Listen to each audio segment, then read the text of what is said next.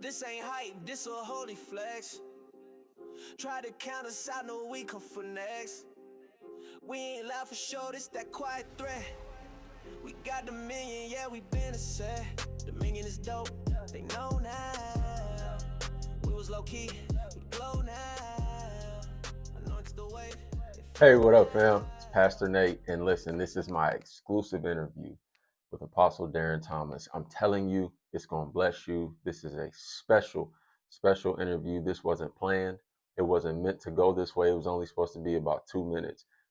And what God gave us in this session, in this meeting, just asking some simple questions, but God gave very serious answers. And so the man of God blessed me so much. And I thought, I can't selfishly sit on this and not give it to the people.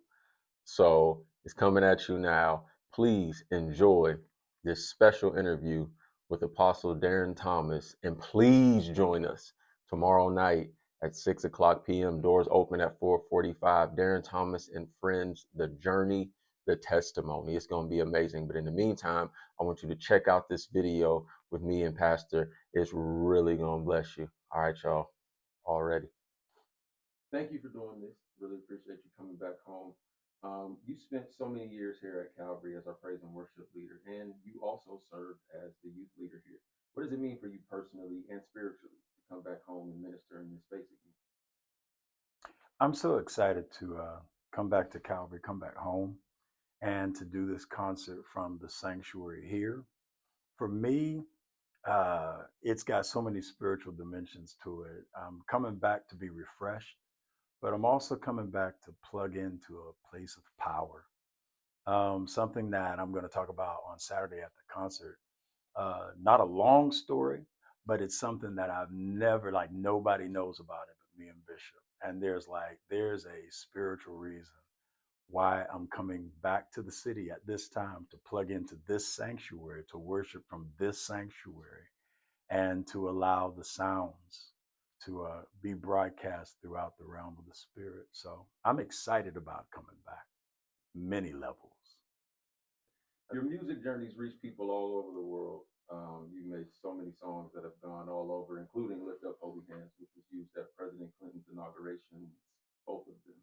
When you look back on the journey from writing songs here to impacting people globally, what has God taught you about your purpose and calling?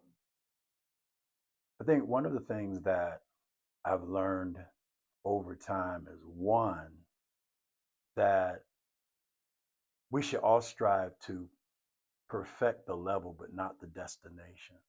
And that is sometimes that you could look at a long throw and you could see that and try to get there, but miss the journey. That the things that may seem like insignificant spaces, but they're really profound. I cut my teeth leading worship at PIP before it was a general body of people. It was just pastors and bishops. Can you imagine leading worship to an audience full of just pastors and bishops and convincing them to raise their hands? I think you get the point.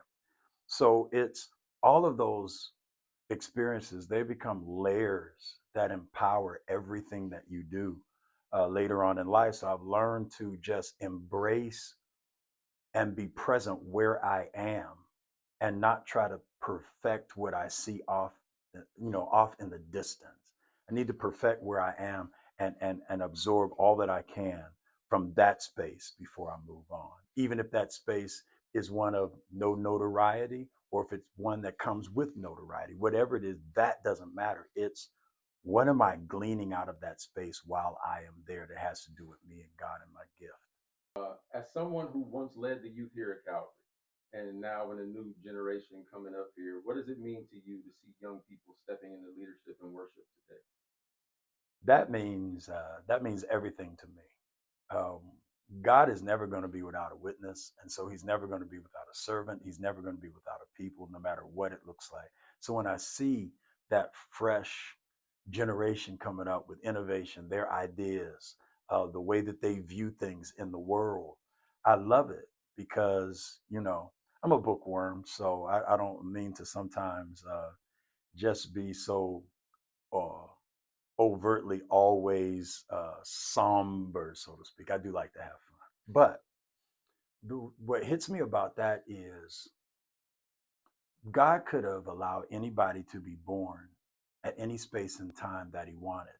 If you were assigned to come up during the 50s, you would have been born then because that was your moment, that was your time, that's when you were supposed to be alive.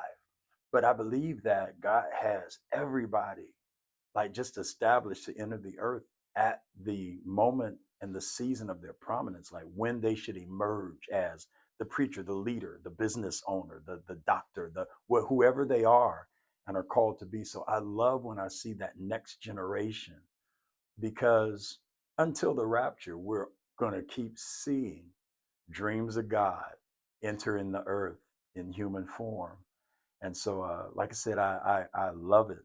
I love it. And I love watching, just the innovation and the ideas of the next generation step into place and come forward. So, with that being said, for young people who may have heard your music but have never experienced you leading worship in person, what can they expect from Saturday night? Expect not to be performed to, expect to participate. We're not going to sing 10 songs and just sing them to you. We're going to sing this song and then we're going to hit that reprise and come back. Sopranos, altos, tenors, sing. And not for fun. It's like, no, sing. Because the synergy of a house and worship, great things can happen in those moments. So there's a part of Saturday night that's scripted, but I was talking to one of my musical friends that I always work with, Regina Lisbon, on the way up here, and I was saying it's the unknown part of what God is going to do on Saturday that I'm most excited about. It's what I don't have a handle on. It's what I cannot tell you. But that's why we worship. We worship so that we can get in the realm of the spirit and seek out those areas. And it's like, oh, there's a move. Let's go there. Oh, here's a word. Let's receive that. So I'm excited about exploring all the possibilities that worship brings. What do you believe authentic worship is meant to accomplish in the life of a believer? Well, if you look at the way that if you look at the way that the tabernacle is set up, I feel like there's three distinct things that should happen with worship. One is worship should always bring about transformation.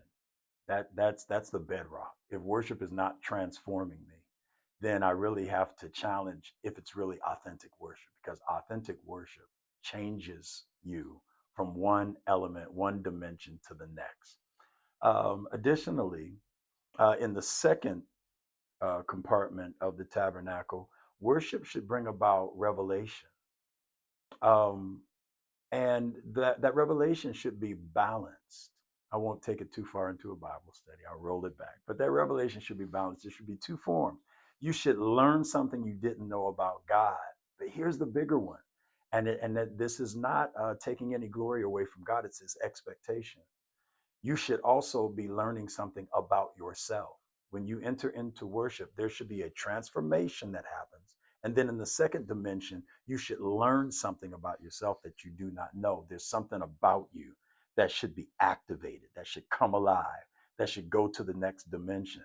This is what worship is. And sometimes what I'll say when I'm ministering is, this is theology. I'm not being preachy. So when I'm saying these elements, this is theology. This is how he set it up. And then the final dimension of worship should always take us to a space where we hear God.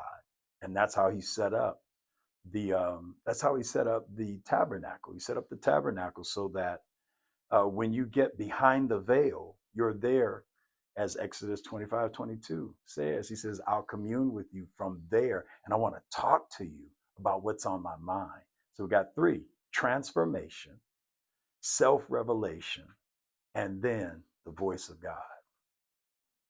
You're so good at this. You're giving away too much for free. um, let's get into the songwriting. A lot of people know you the world over as a phenomenal songwriter.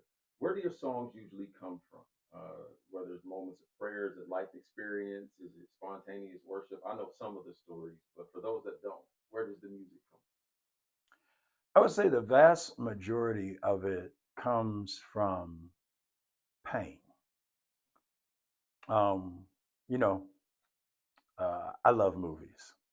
So I love the line in the Five Heartbeats when the record guy says, "Listen, that Donald Duck Matthews is gonna be a great writer after he goes through something." And there's a truth to it. I was writing songs by my talent, but the weight of what God has used and I'm able to utilize back then as well as today came from places of pain, learning things, going through struggles, and just writing about those spaces. And then when you see people blessed by them, you start to understand how God sometimes uses, yet it pleased the Lord to bruise him. Like somehow he utilizes those painful things, but it brings so much glory to him and so much empowerment in people. So that would be the most major of spaces. And then the other part of it is Bishop Wagner taught me how to listen in the realm of the spirit. So God sings, and God sings often, and I won't say constantly, but a lot. So when you listen in the spirit, you hear things. There's two songs that we're doing in the concert that literally were not songs until the altar call and an offering at church. And then it was just like, I hear this, sing this, and we do this. And so I would say pain and the prophetic, being able to, if you can capture those things, among others, those for me have been two of the bedrocks. from? Awesome. So, as you return to Calvary in this season, what do you sense God is doing in this house and in this next generation? There is a great assignment. I'm going to talk about a little bit on Saturday, but there's a great assignment to northeastern Ohio and Youngstown. And what has to be understood as never before. I believe, I'm not saying, and I never want to appear, I'm not that guy. I never want to appear like I know it and nobody else knows it. So I'm a personality. But for what God has given me, I recognize that this area, Youngstown, Warren, parts of Western Pennsylvania, Northeastern Ohio, Akron, Canton, Cleveland, it's a it's a gateway. It is absolutely a spiritual gateway. It's also why it's fought so much. When some people would think they would want to get out, if you're assigned to get out, that would be fine. But there's also a reality that this is an apostolic gateway. And by that, I do mean at this point, apostolic by it's a place of being sent, it's a sending place. And so, in recognizing that, I had to come back here to worship from this space because this, I'll put it like this. We'll talk about it more on Saturday, but this location and the time that we're in and the concert that I'm doing by God's orchestration are all happening in a perfect synchronization by divine order. If we can tap in and prophetically retrieve what God has already done and is doing in heaven and pull that down in our realm and experience it in real time. This is not a concert that's just happened by chance. If somebody was thinking about coming and they haven't decided if they want to come yet, what would you say to them to get them? I think you kind of nailed it right there. But is there anything else that you would say to say, hey, you should Get be here? here. Get it. It's not going to be just about the music. There is some music. Don't get me wrong. I'm still a musician. I got that gene. So on one half, I'm talking about spiritual, spiritual, spiritual. But at rehearsal, I'm not talking about spiritual. I'm talking about get that part right. That's wrong. Change that chord. This needs to be one tick slower. Speed that up. So I'm musical. So we're going to have all of those elements together. And there's some new music I can't wait to share with you. But at the same time, There's so much more that's going to happen than just the concert. I know we say cliche things all the time about we expect a move of God and we expected this. I know, I get it. But Saturday, we're going to enter a space where hunger is going to meet God's presence and God's going to do something with that hunger. If you notice, I'll say this before we close out. If you notice, on all of my advertising, I've not used any of my ecclesiastical titles. I'm aware that I function as an apostle. I'm aware that I am a pastor. I'm aware that I'm an elder, all of the above. But to be honest, my heart is on Saturday, I want to be nothing but Darren Thomas because I want to pursue him with authentic hunger. I don't care about my titles. I want to pursue him with hunger and then watch him respond to my hunger and do something in the room, not only for me, but for others as well. I believe that with my whole heart. Awesome. So I'll get you out of here on this one. What's your prayer for the next generation of worshipers and musicians coming up in the church as a whole? Like not just here, but in the church period. One, that you would realize that no spirit enters a body that is not sent from God. I don't care how you got here. Only God gives life. Now, because only God gives life, every life that he sends into the earth is an answer for someone or to something, period. The earlier you can embrace that the reason you're alive is because you're God's answer in the earth, the more intentional you're going to be about number two, self-revelation. Life cannot be discovered. It has to be revealed. Who God made you to be, you're too deep for you to discover you. God has to reveal you to you for you to know. So what you got to do is get in spiritual spaces and get around spiritual people that can show you how to get a self-revelation of who you are. Number three, though we're moving in time and lots of things have changed, the way we have church. Sometimes we have church online and sometimes we're in person, all of the above. There's a scripture that talks about not neglecting your youth. And then that same text says that your gift and your calling was confirmed in you by the laying on of hands. I think one of the things that we miss today in modern church is apostolic conference, where we have a gift, but it has not received an apostolic conference. That's power. You can be talented, you can have your gift, but remember, even the Pharisees knew they were trying to trap Jesus, but they asked him, by whose power do you do this? What they were asking is, you're able to perform this, but who gave you shmika? Who laid hands on you? Because that's how we're going to know if you're authentic. And he was able to disarm the moment and answer them. I would say, get in a church that still believes on activating things out of your spirit, prophesying to your inner being, laying hands on you for you to manifest. That doesn't make you a kid. That doesn't make you a son in the negative way. It's there is no Moses without the laying on of hands. There is no Joshua without the laying on of hands of Moses. And I'll say it to you this way, and I know this answer might be long, but maybe you can cut it up into a few parts because this is important to me for this generation. Apostolic conference is so important that when God sent Melchizedek to come and to bring that conference to Abraham, when Abraham had Ishmael, apostolic conference would have said that Abraham had to lay his hands on his firstborn. And so God couldn't let that happen because he would have laid his hands on Ishmael, and that was not the promised son. So it was so important that God has to bypass.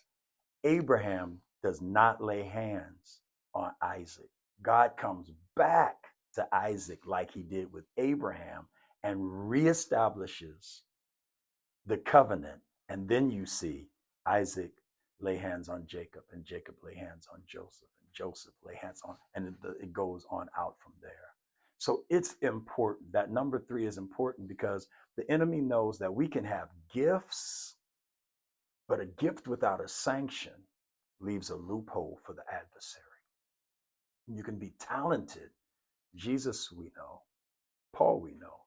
But who are you? You can have all of the right formulas, but without that laying on of hands, that's something that our present generation needs, to be in a safe space where fathers will respect you and allow you to be you, allow you to flourish, allow you to lead, but understand you need that laying on of hands to do so. I know that was a long answer, so like cut that one up and just put it wherever it needs to go. I'm gonna use that for. I'm gonna use that as a matter of fact while this camera is still going. I just want to thank Pastor Darren Thomas for doing this for us and doing this for Dominion. And be sure to check out this entire interview. It'll totally be worth it. Thanks, Pastor. I appreciate you having me. All right, y'all. God bless everybody. I know my answers This are. ain't hype, this a holy flex. Try to count us out, no we come for next. We ain't loud for sure, this that quiet threat. We got Dominion, yeah, we been a set. Dominion is dope, they know now. We was low key, we glow now.